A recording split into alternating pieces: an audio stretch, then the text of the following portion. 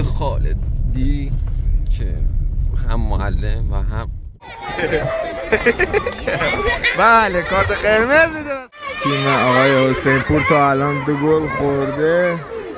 7 امتیاز ما تونستیم صعود کنیم و جذب 6. این هم مسیر برگشت به خونه. اینجوری بهتره. سلام دوستان، امیدوارم تا این موقع اوقات خوشی رو سپری. سلام دوستان، صبحتون بخیر. امیدوارم حالتون خوب باشه، هیچ گونه مشکلی هم داخل زندگی نداشته باشید. ساعت فکر کنم حدود 7. متاسفانه امروز دیر از خواب بیدار شدم و تا معلمان رو سوار کردم دیر شد. حالا موتور هم داریم میبینید، هوای بارونی دلچسب، هوای 2 نفره هستش، ولی متاسفانه من فقط با تن. خب حالا یکی از معلمانم بین راه میخوایم سوار ماشین کنیم و به سمت طلایه حرکت کنیم. خالدی که هم معلم و هم مدیر مدرسه هستش.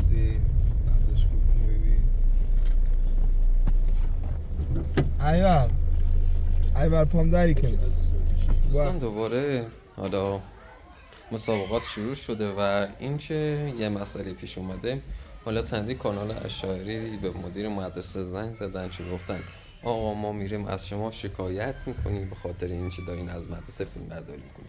در حالی که نمیدونم من از والدین این دانش آموزان اجازه گرفتم و هیچ مشکلی از این طریق واسه من پیش نمیاد و خطاب سایر کانال ها هیچ کاری نمیتونین انجام بدین و اگر همین منوال رو تکرار کنید و دنبال این باشین که برای من دردسر درست کنید، مطمئن باشین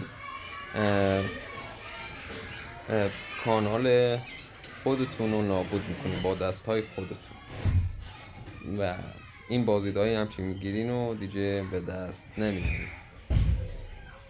فقط میتونم بهتون بخندم. صبحی درس چیزی؟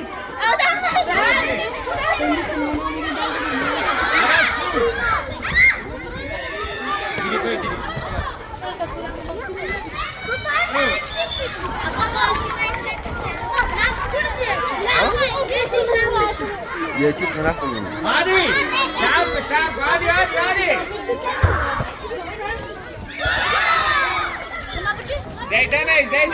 زیده داریم مشاهده میکنیم با این پاهاش شکسته ولی با این حال این همه راه رو زحمت کشیده اومده تا بچه ها از درس عقب نمیمونن. واقعا جای تقدیر و تشکر داره.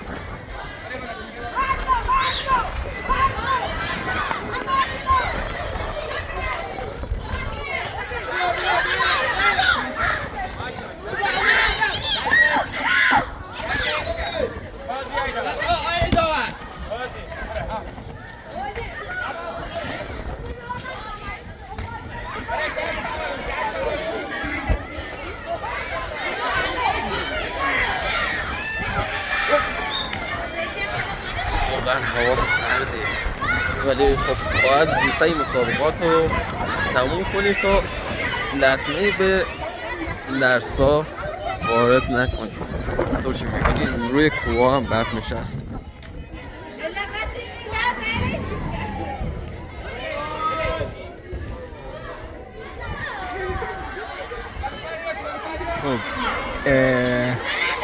سلام بینندگان عزیز. سلام آقای حسین پور، داور مسابقه بین دو تیم فولاد و پرسپولیس.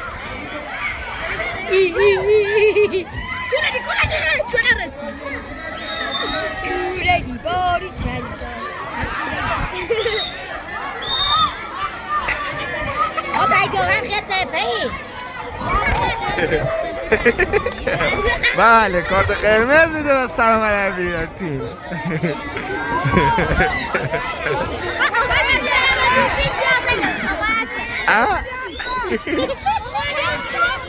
تیم آقای حسین پور تا الان 2 گل خورده.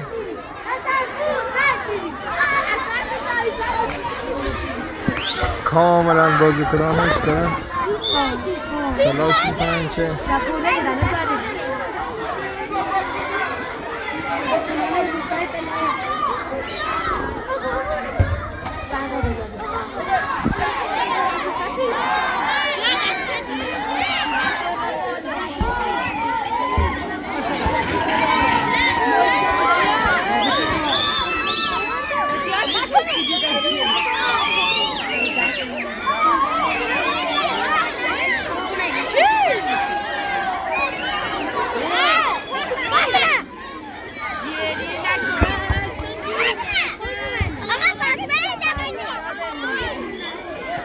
متاسفانه بازی رو با نتیجه 2-0 باختیم و روی 2 اشتباه فردی ما باختیم.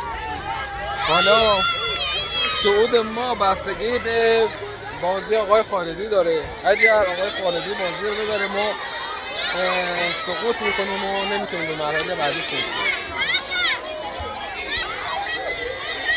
این بازی سرنوشت سازیه. حالا اگر تیم آقای خالدی که اون سمت تیم آقای اسحاقی رو ببره ما از مرحله بعد باز میمونیم.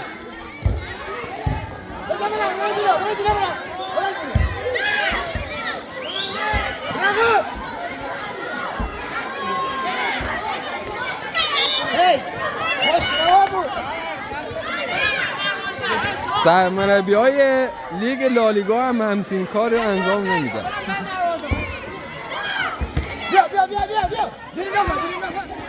در این هوای بارانی و دلسبز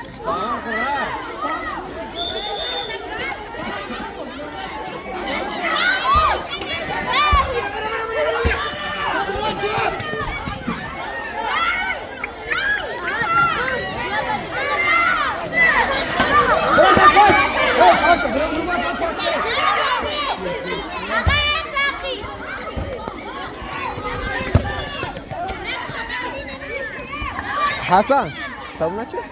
تموم نشه؟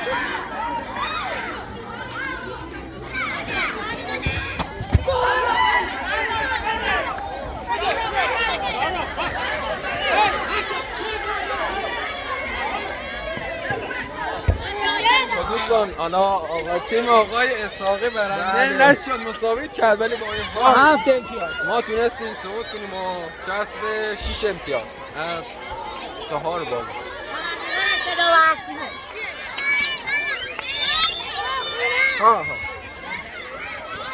پنالتی زدن دخترها.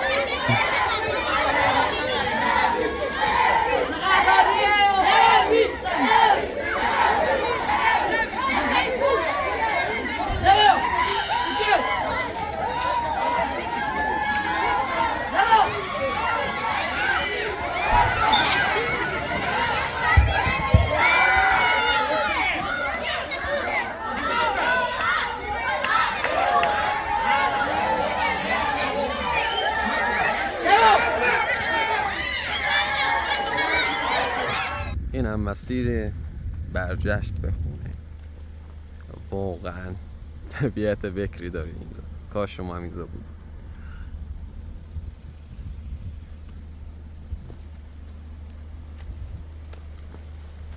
رودخونه و درختانی که برگاشون ریخته.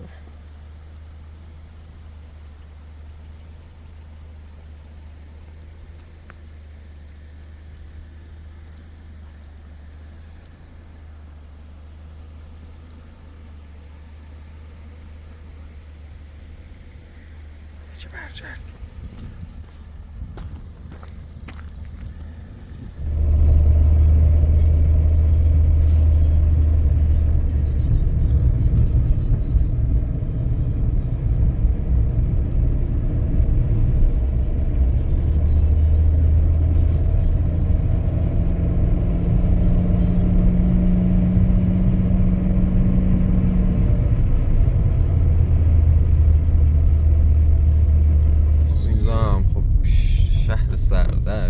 بهتر بگم روستای سردشت، چون امکاناتی اصلا نداره که بخوای شهر لحاظش کنی. علی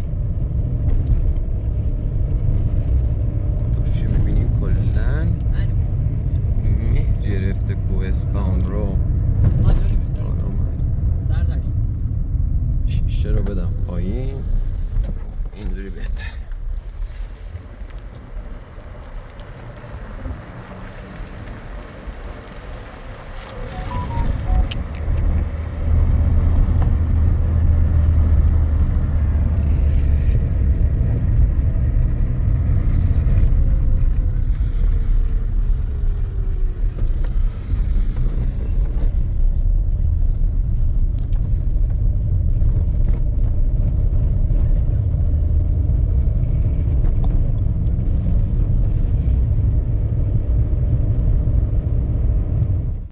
سلام دوستان، امیدوارم تا این موقع اوقات خوشی رو سپری کرده باشیم و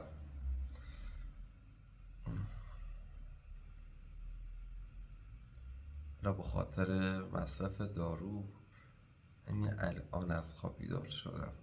یعنی در طول روز شاید بگم 10 الی 12 ساعت متاسفانه میخوام، که فکر کنم چشامم اینو میتونه نشون بده. دوست عزیزی سوال جالبی پرسیده که آیا در کشور شما یا در منطقه عشایری جادو و طلسم وجود داره یا نه. متاسفانه حالا جادو و طلسم در حالا منطقه های دور افتاده بیشتر رواج داره. کسانی که حالا به جادو و طلسم اعتقاد دارن بیشتر استفاده میکنن. مثلا اگر خانواده یک دختر یا یک مرد ببینن که دخترشون یا پسرشون قصد طلاق داره، سراغ ساحر یا به اصطلاح ملاها میرن تا بتونن با استفاده از طلسم محبت و عشق بین زن و شوهر رو بیشتر کنن، که مسلما این امر شاید در وهله اول باعث ایجاد عشق و محبت بین اونها بشه، ولی به مرور زمان باعث مشکلات بیشتری بین اونها بشه. و به غیر از این حالا شاید کسانی باشن که به چند نفر یا به یک خانواده حسودی کنن.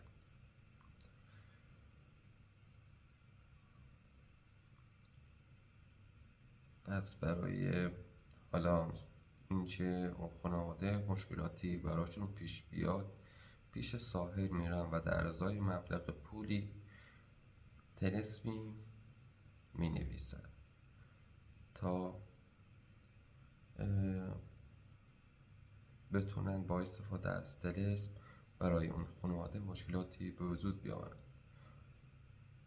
حالا طلسم نویسی و جادوگری در ایران ممنوع هستش، همونطور که در قرآن و سایر ادیان نیز ممنوع.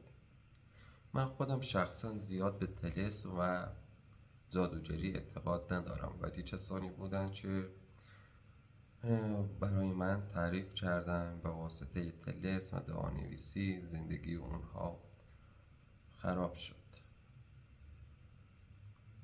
مثلا یک نفر به من گفت قبل از ازدواج من اصلا شوهرمو دوست نداشتم، تا اینکه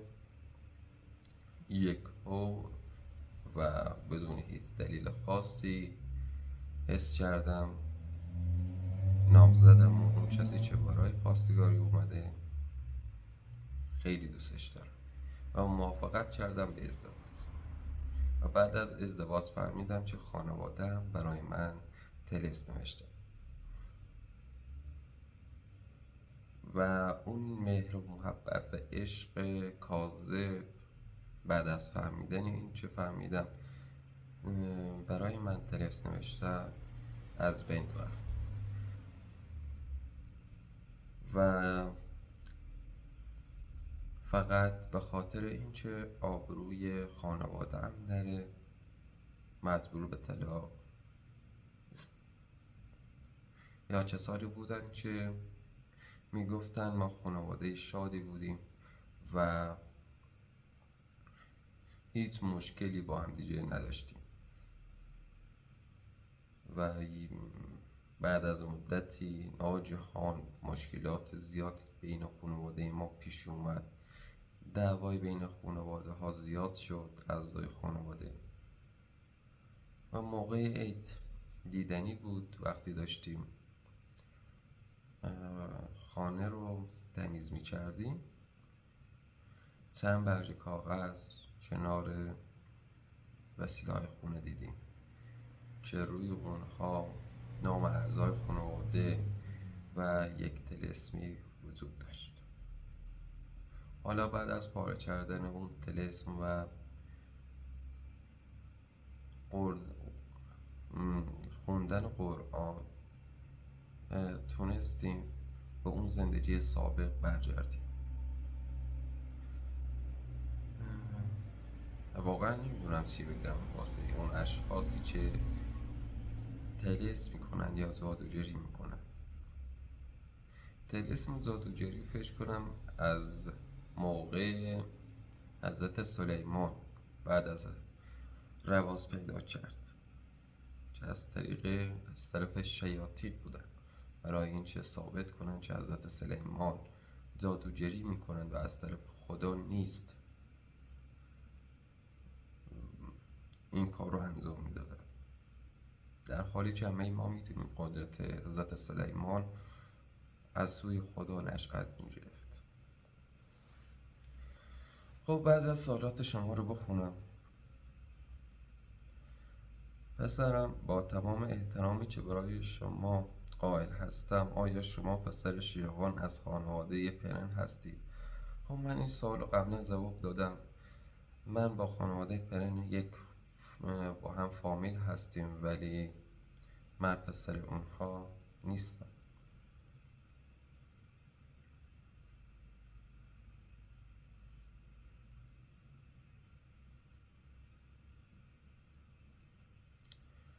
دوست عزیزی نوشته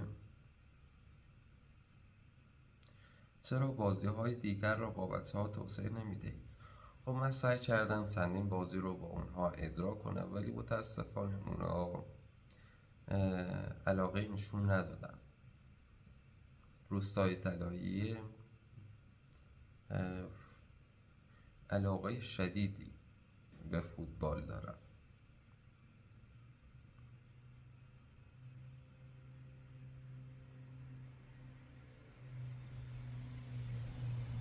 دوست عزیز دیگه نوشته سال شما الان 1403 است و شما 27 سال پیش به دنیا آمدید، یعنی متولد 1376 هستید. بله، 3/10/1376.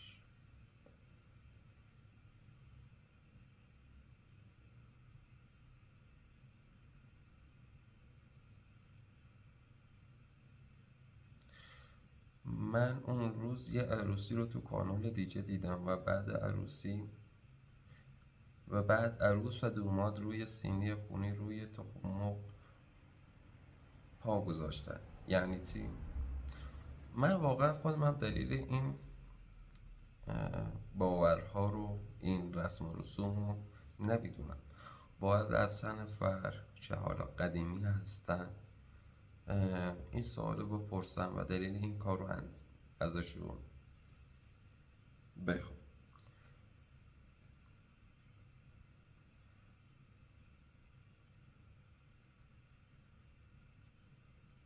نمیدونم قبر محمد کجاست، جنازه او کجا دفن شده است. من متاسفانه نمیدونم کدوم محمد رو میگی.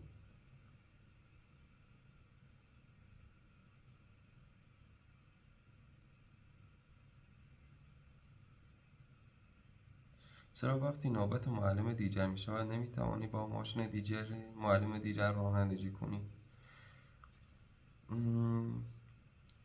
خب راستش خونه ابوالفضل تا خونه من فاصله بسیار زیادی هستش و اینکه حالا به قول آقای اسحاقی ماشینش ترمز نداره و من واقعا میترسم با اون ماشین رانندگی کنم.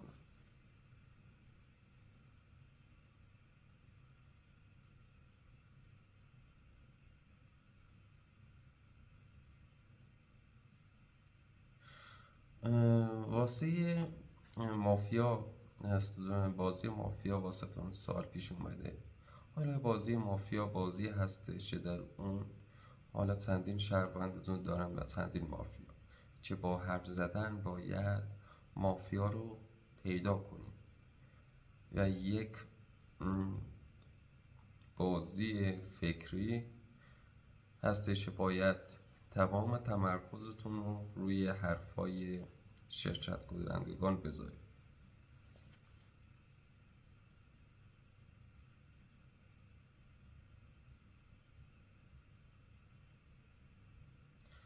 دولت شما اجازه پخش برنامه‌های خارجی در شبکه تلویزیونی شما را می‌دهد. بله میده، ولی به صورت سانسور شده.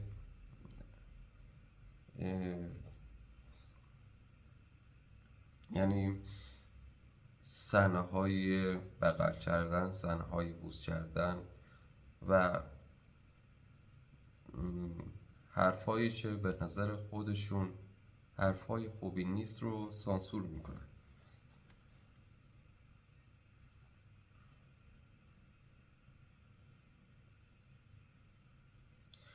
این روند نظم انضباط با بچه های بی ضابطه چگونه است؟ معلمان چگونه نظم را حفظ میکنن؟ در کشور ما بچه ها را با چوب دستی یا کمربند با تصمیم بستند. خب در کشور من کتک زدن دانش آموزان ممنوعه و ما بچه‌هایی که انضباط ندارن بی نظمی میکنن در وهله اول با خودشون صحبت میکنیم و ازشون میخوایم که این رفتارها رو تکرار نکنن و در صورت انجام چنین حرکاتی رفتارهایی به والدین اونها زنگ میزنیم تا پدر یا مادر اونها به مدرسه بیان و با اونها حرف بزنیم که پسر شما یا دختر شما همچین مشکلاتی دارن و اگر میشه در خونه با اونها حرف بزنیم.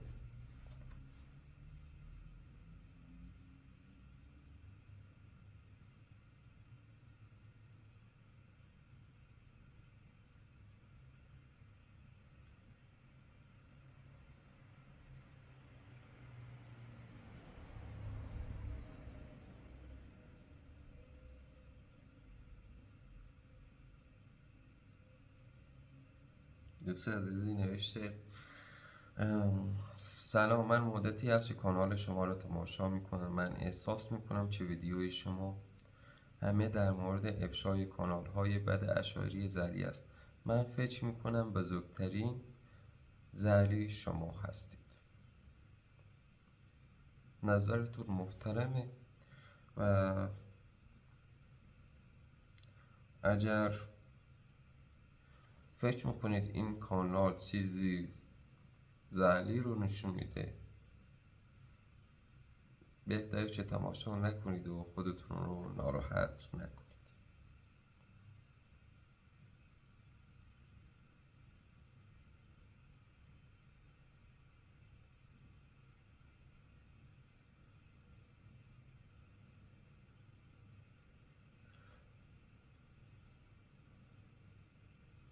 هر فیلمی از ایران که بتونید معرفی کنید.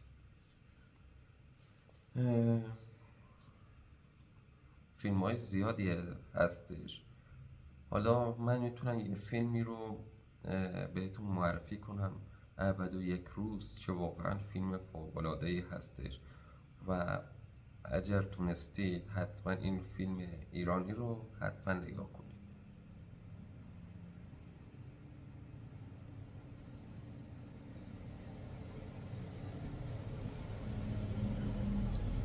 سلام امران، اگر کسی زمین بخرد روی آن بسازد بعد تصمیم بگیرد چه یک جاده یا از آن عبور کند آیا مالک زمین غرامت میگیرد؟ بعد غرامت میگیره و نسبت به پول واقعی زمین یا خونه پول بیشتری برای غرامت میگیره.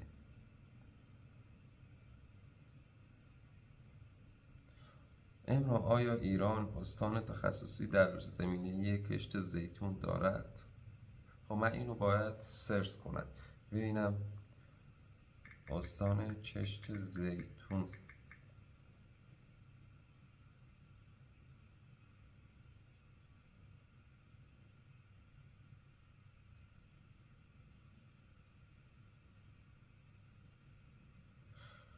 بله، نوشته استانهای قزوین، زنجان و گیلان قطب کشت زیتون هستند، یعنی استانهای شمالی کشور ایران.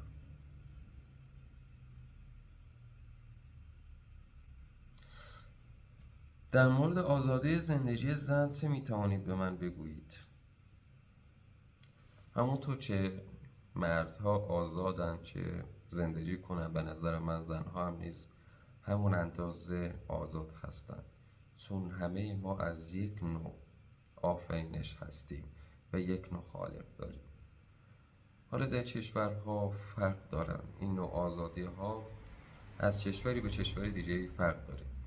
در کشور ما ایران این محدودیت ها شاید بیشتر باشه و خانم ها اون توانایی ها و استعدادهایی که دارن رو نتونن به خوبی نشون بدن.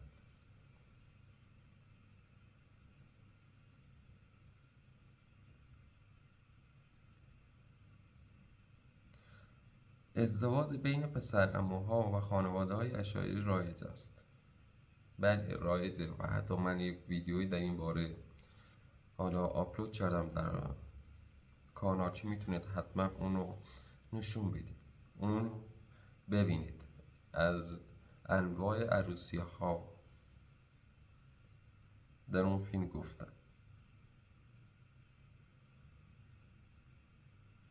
آیا این درست است که دولت به هر ایرانی مبلغ مشخصی از فروش نفت میپردازد؟ بله درسته، حدود 45500 تومان، یعنی کمتر از $1 در ماه هر نفر ایرانی سهم داره.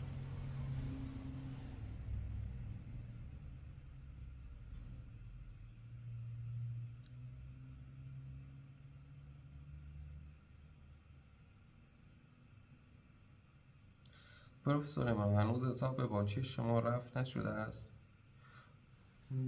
حالا من یک رفیق در بانک دارم که میتونم بعد از اینکه حساب هم مفسوس شد پیش اون شخص برم حسابامو برای چند روز باز کنم و متاسفانه اون دوستم که بدهی داشت هنوز بدهی های خودش رو پرداخت نکرد.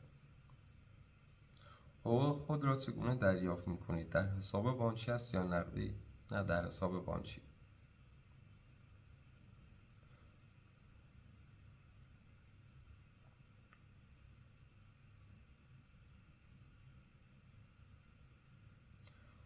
آیا در روستای دهزیر زندگی میکنید؟ خیر، من در شهرستان لرزگان زندگی میکنم و در روستای طلایه تدریس میکنم.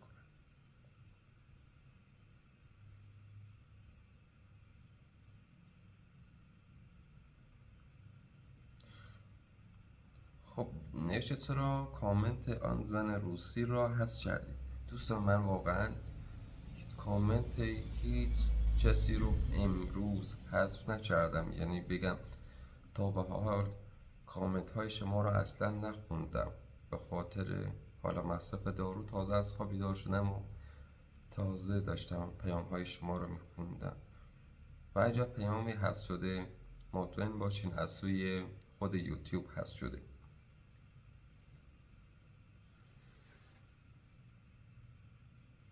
یک فرش زیبای ایرانی اندازه 1.5 در 3 متر چقدر است؟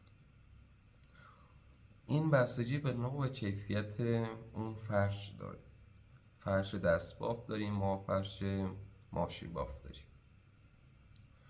مثلا من فرش های دست بافت بسیار جنون‌تر از فرش های ماشینی هستند و اگر بخوای من فردا میتونم در این باره از مغازه‌دارها، فرش فروش ها سوال کنم درباره قیمت فرش ها.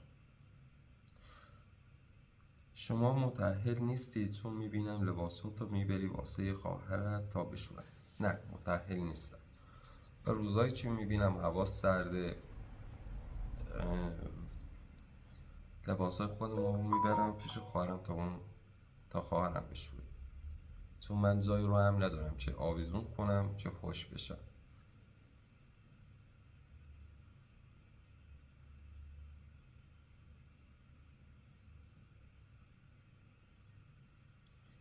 چرا پدران فرزندان خود را به مادران خود واگذار میکنند؟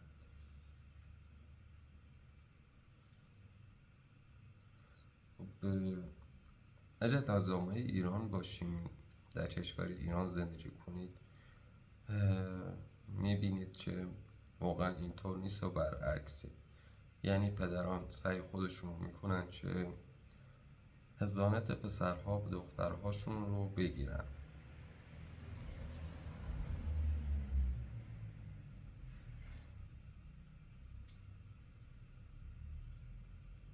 حقوق معلمی مثل شما چقدر است؟ 8,700,000 تومان و بخوایم با نرخ دلار حسابش کنیم حدود 110 دلار. دلار در کشور من هر روز داره بالاتر میره و نرخ تورم هم بالاتر میره. به خاطر همین حقوق ما بر اساس دلار پایین تر میاد.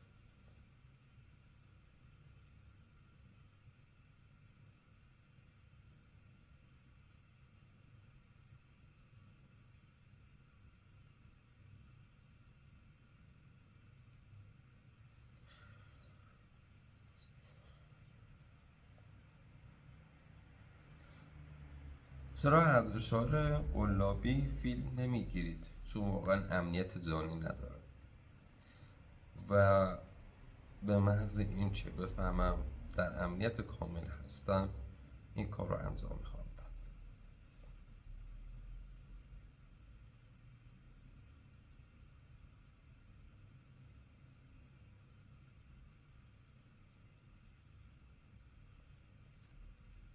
نشه آیا پسر امیر یعنی حسن را میشناسید که برای معلمی به مدرسه میرود؟ بله میشناسمش، حالا پسر خوبی هم هستش. چرا خواهرتون نشون نمیدی؟ و من گفتم چندین بارم به این سوال پاسخ دادم که واقعا نمیتونم همچین کاری رو انجام بدم چون شوهرش و خانواده خودم اجازه همچین کاری رو نمیدم.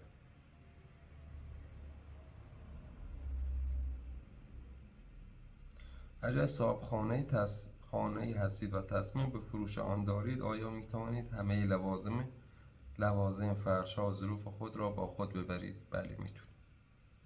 همه فرش ها، حتی خود لامپ ها رو هم میتونید ببرید. خب دوستان، امیدوارم تا این موقع ببخشید حالا من نتونستم سوالات بیشتری رو جواب بدم، چون واقعا زیرنویس کردن ویدیوها کار مشکلی هستش. امیدوارم هر کجای جهان هستین، در هر کشوری زندگی میکنید، یک زندگی شاد پربرکت و طولانی داشته باشید. دوستتون دارم و خدا نگهدار.